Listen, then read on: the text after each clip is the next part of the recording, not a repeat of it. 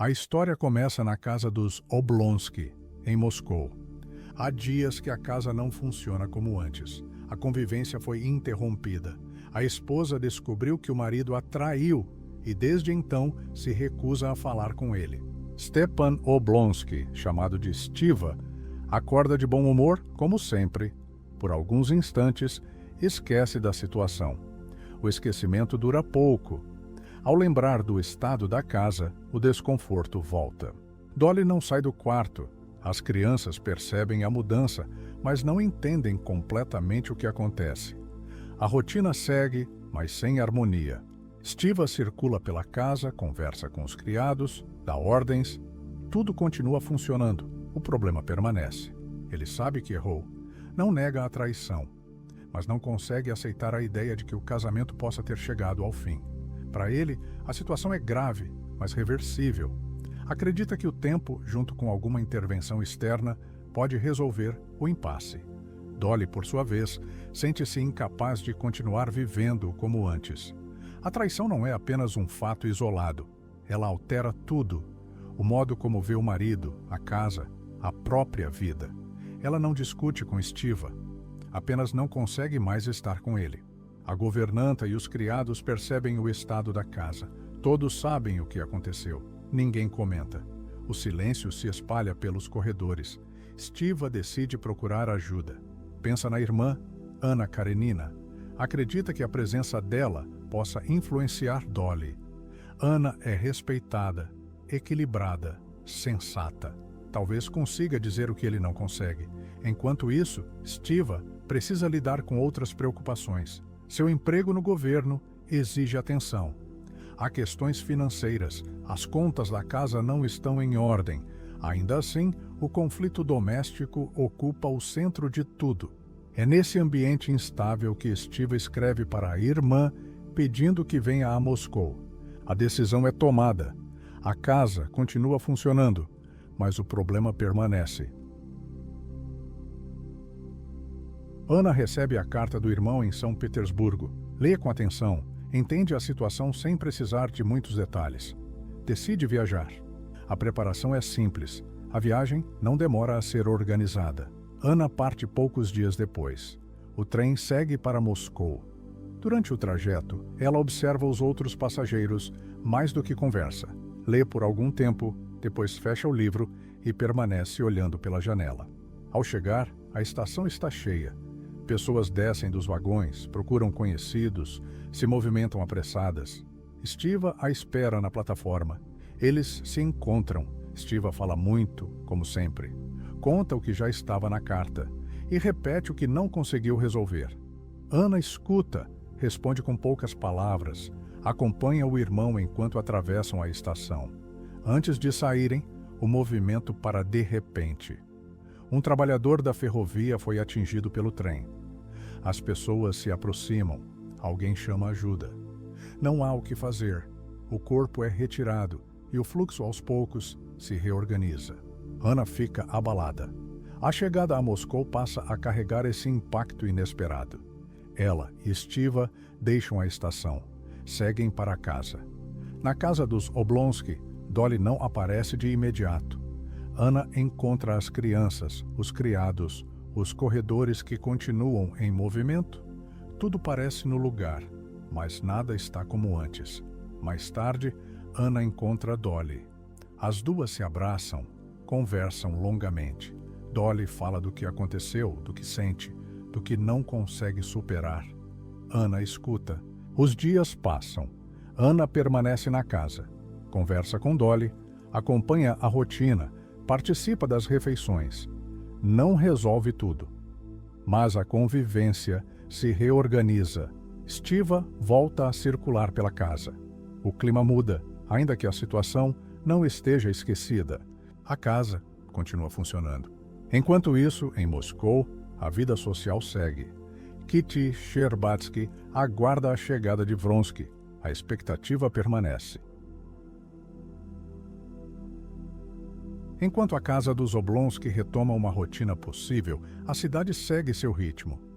Moscou continua cheia, movimentada, atenta aos encontros e às ausências. Alguns dias depois, Konstantin Levin chega a Moscou vindo do campo. Ele vem decidido. A viagem inteira foi ocupada pelo mesmo pensamento. Pensa em Kitty Sherbatsky, desde antes de partir, e acredita que chegou o momento de falar com clareza. Levin vai à casa dos Sherbatsky.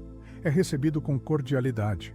Conversa com os pais de Kitty, permanece algum tempo, observa o ambiente que já conhece bem. Quando fica a sós com ela, faz o pedido. Kitty escuta em silêncio. Demora a responder. Quando fala, não aceita. A decisão lhe parece simples naquele momento. Levin entende. Não insiste. A conversa termina ali. Ele deixa a casa pouco depois. Caminha pela cidade sem destino certo. O movimento ao redor continua o mesmo, mas para ele tudo perdeu o ritmo.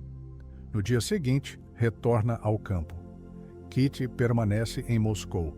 Ela acredita que a decisão foi correta. Espera outra coisa, espera Vronsky. Essa expectativa não é só dela. Circula pela família, pelos conhecidos, pelos encontros sociais. Nada foi prometido, mas tudo parece encaminhado. Os dias passam. Os encontros continuam. A cidade observa. E a expectativa permanece. O salão está cheio desde cedo. As pessoas chegam, se cumprimentam, observam quem entra. A música começa e as danças se sucedem como sempre. Kitty entra certa do que espera. Ainda não é a mazurca. Há tempo. Ela acompanha as primeiras danças sem pressa, observa o salão, reconhece rostos conhecidos. Ana está ali também. Conversa com algumas pessoas, aceita dançar, circula sem se destacar. Até que, em determinado momento, seus olhos encontram os de Vronsky.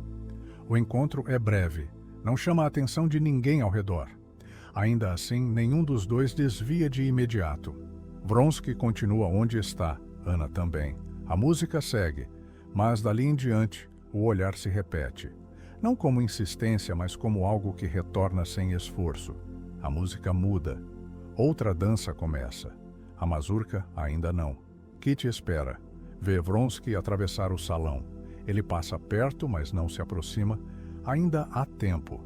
Quando a mazurca começa, Kitty reconhece a música antes de qualquer outra coisa. Vronsky atravessa o salão. Não vai na direção dela. Para diante de Ana. Trocam poucas palavras. O olhar se mantém. Ana aceita. A dança começa. Durante a mazurca, o olhar não se perde. Não há exagero, nem gestos fora do lugar. Apenas uma atenção contínua, visível para quem observa de perto. Kitty acompanha os primeiros passos, depois os seguintes. Não é apenas a dança que ela vê, mas a maneira como os dois permanecem atentos um ao outro. A compreensão não vem de uma vez. Ela se forma enquanto a música continua. Nada é dito, nada é interrompido. Quando a dança termina, o baile segue. As pessoas continuam conversando, rindo, circulando. Para Kitty, algo se encerrou ali. Para Ana, algo começou a existir. Sem nome, sem decisão, sem retorno imediato.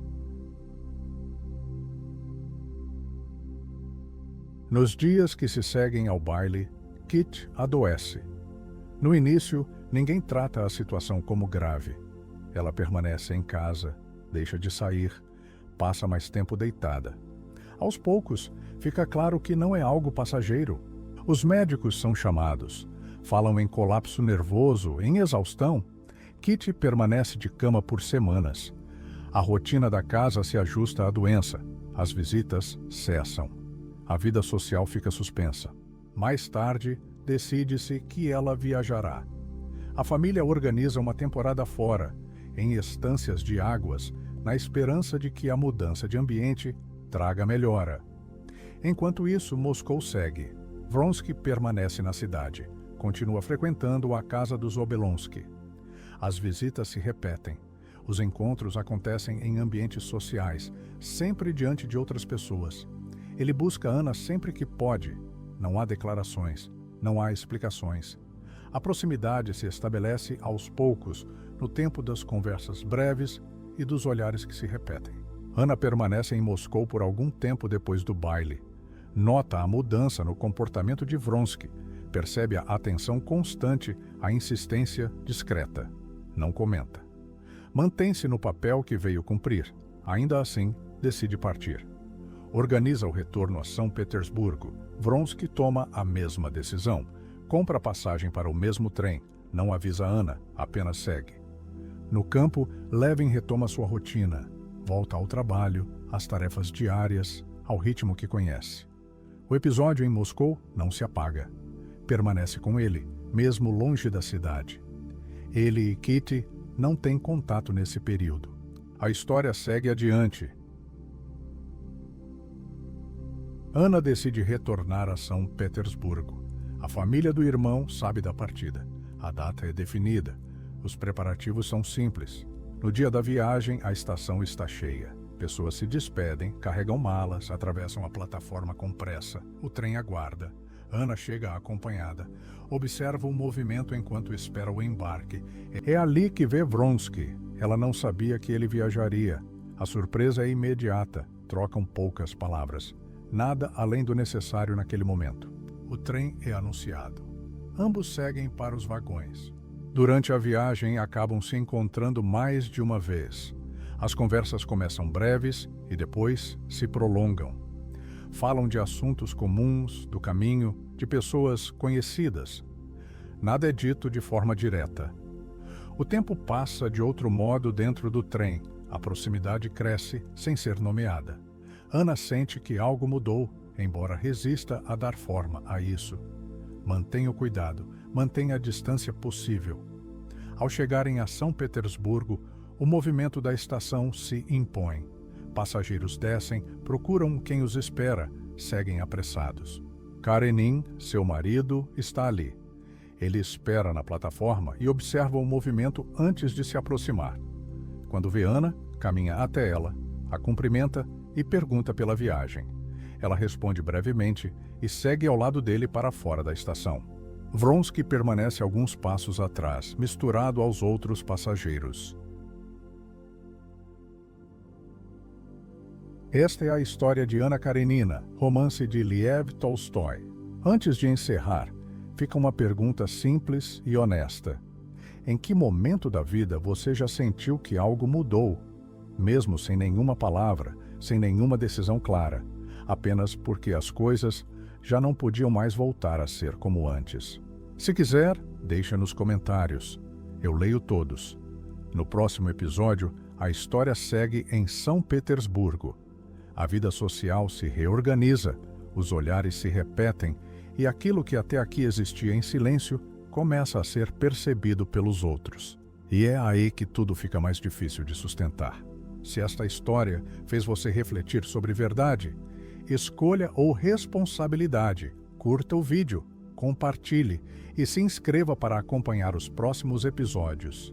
Se quiser continuar essa jornada, eu separei 2 vídeos que estão aparecendo na tela agora. Escolhe um e me encontra lá. Até o próximo episódio.